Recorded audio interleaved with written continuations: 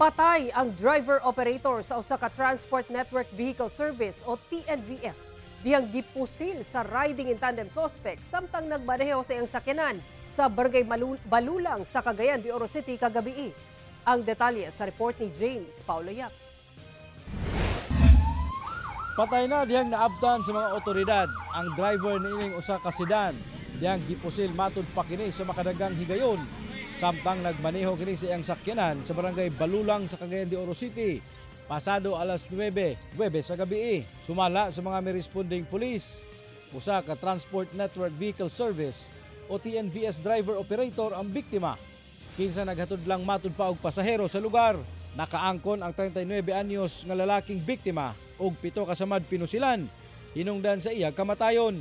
Gini sir, giplanuhan gini niya, no? Giplanuhan gini mga suspect kay patal maganda kay gulo magin siya.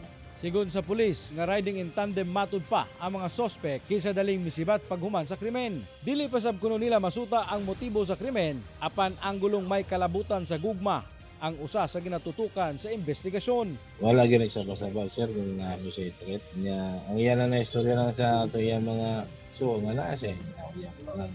Sa ka iso na to ka maranang lakip sab kuno sa investigahan ang ulahing pasahero nga nagbook sa maong biktima. Kinsa dito lang sab kuno minaog sa lugar kung asa nahitabo ang insidente. Sa karon padayon pa ang backtracking sa Police Station 4 Carmen sa mga CCTV sa lugar aron makatabang sa ginahimong investigasyon. Nanawagan sab sila sa mga adunay kasayuran sa krimen nga makig-alayon sa ilang buhatan alang sa kasulbaran sa maong krimen.